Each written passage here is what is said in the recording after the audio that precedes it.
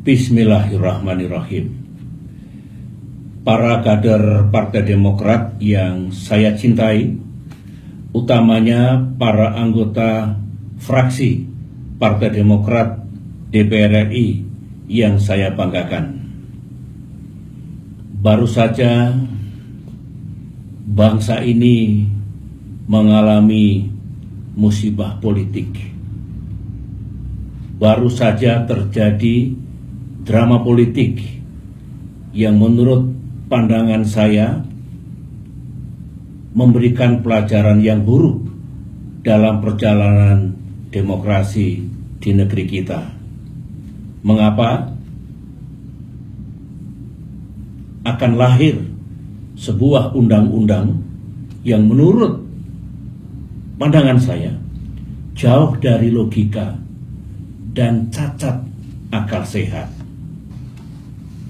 Sebagaimana kita saksikan apa yang terjadi di DPR RI, DPR kita hari ini akan lahir undang-undang pemilu, khususnya undang-undang pemilu presiden dan wakil presiden yang satu pasal pentingnya benar-benar cacat logika. Apa itu? Akan ditetapkan dalam undang-undang yang akan lahir itu bahwa dalam pemilihan presiden dan wakil presiden tahun 2019 mendatang ditetapkan presidensial threshold 20-25% yang didasarkan pada hasil pemilu 2014.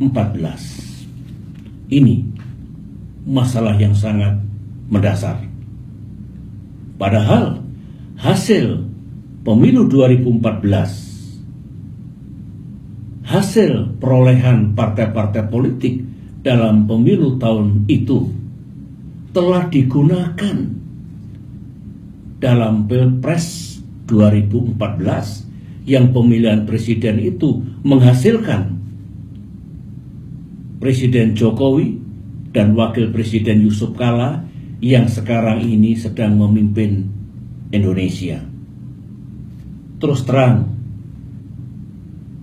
ketentuan seperti ini bertentangan dengan jiwa konstitusi Undang-Undang Dasar 1945, utamanya pengaturan tentang pemilihan umum. Kalau kita pahami dalam Undang-Undang Dasar kita amat jelas bahwa regularitas demokrasi, siklus kepemimpinan nasional, dan siklus ketatanegaraan itu berlangsung selama 5 tahun. Artinya apa?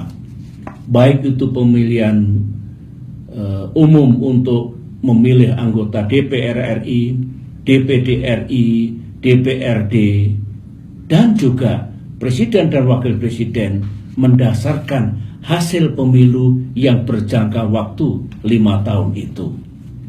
Benar bahwa hasil pemilu legislatif 2014 digunakan syarat waktu itu untuk penetapan presidential threshold pada pemilihan presiden 2014. Periode yang sama, 5 tahunan yang sama. Nah sekarang amat ganjil karena kembali mendasarkan pada hasil pemilu 2014. Dan siapa yang bisa menjamin hasil pemilu legislatif 2019 nanti sama hasilnya dengan Pileg tahun 2014 dengan peringkat yang sama, dengan persentase yang sama? Siapa yang menjamin? Tuhan yang akan menakdirkan. Apa ada manusia yang sudah bisa melampaui takdir Allah Subhanahu wa Ta'ala, Tuhan yang Maha Kuasa?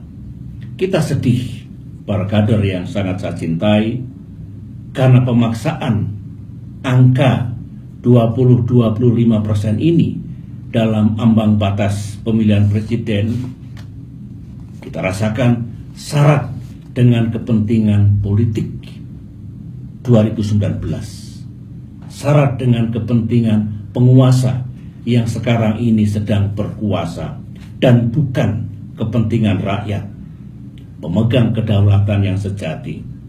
Rakyat kita sungguh ingin adanya fair play dalam pemilihan umum, termasuk pemilihan presiden dan wakil presiden. Mereka ingin ada pilihan yang terbuka, sehingga hak dan kedaulatan rakyat kita betul-betul kita letakkan secara terhormat dan mulia. Barangkali rakyat Indonesia sekarang ini tidak selalu mengikuti apa yang sedang terjadi dalam arena politik di Jakarta ini, dalam persidangan di DPR RI. Mengapa? Karena memang tidak dilakukan sosialisasi yang benar, baik oleh pemerintah, oleh negara, dan tentunya oleh DPR RI sendiri. Bagaimana rakyat sungguh memahami arti dari ambang batas presiden ini atau undang-undang pemilihan umum presiden dan wakil presiden ini kalau tidak dijelaskan segamblang-gamblangnya. Ini tidak boleh terjadi untuk mengambil keputusan sebuah undang-undang yang sangat fundamental yang berkaitan dengan, sekali lagi, siklus kepemimpinan nasional 5 tahunan, siklus ketatanegaraan 5 tahunan. Para kader yang sangat saya banggakan, catatan pribadi saya, sejak sekian belas tahun yang lalu ketika saya mengemban tugas sebagai ketua fraksi ABRI MPR RI yang juga mengelola, ikut memberikan direction kepada anggota MPR dan anggota DPR dari ABRI waktu itu yang banyak sekali mempersiapkan menggodok lahirnya sebuah undang-undang. Juga pengalaman saya hampir 5 tahun sebagai menteri yang juga berkecimpung dalam pembuatan undang-undang dan lebih-lebih selama 10 tahun menjadi presiden yang tidak pernah berhenti untuk memikirkan, merancang, menyusun, dan bahkan menandatangani undang-undang demi undang-undang. Baru sekali ini ada undang-undang yang menurut saya jauh dari logika, jauh dari common sense, dan karena saya berani mengatakan cacat akal sehat.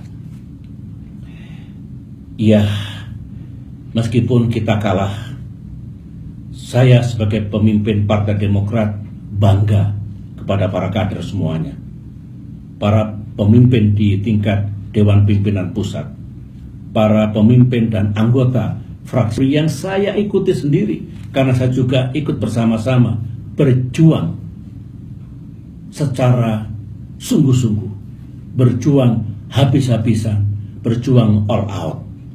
Saya bangga karena kita punya prinsip, karena Partai Demokrat punya karakter konsisten. Kita bukan oportunis yang hanya menghitung untung rugi untuk kepentingan pribadi masing-masing ataupun kepentingan politik partai-partai itu, dan bukan kepentingan rakyat Indonesia.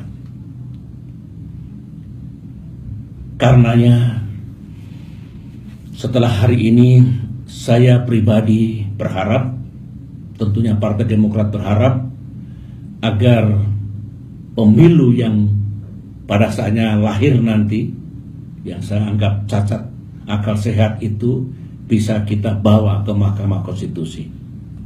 Saya berharap MK yang telah memutus pemilu serentak yang syarat makna bahwa sekaligus pilpres dengan pileg itu dilakukan, dan bagaimana bisa tentukan ambang batas presidennya kalau hasil pilegnya belum diketahui, bisa mengambil keputusan yang tepat dari aduan pihak manapun yang akan mengadukan undang-undang yang cacat logika ini. Jika di Mahkamah Konstitusi kandas, masih ada satu lagi. Ini urusan rakyat, pemegang kedaulatan. Ini urusan masa depan, urusan memilih pemimpin yang cakap, yang efektif, yang bertanggung jawab, yang berintegritas, yang bisa memajukan negara kita, bukan membuat negara jalan di tempat apalagi mundur. Demikian juga yang akan memilih anggota-anggota parlemen yang juga dedikatif untuk bangsa dan negaranya, tidak egois, mementingkan diri sendiri.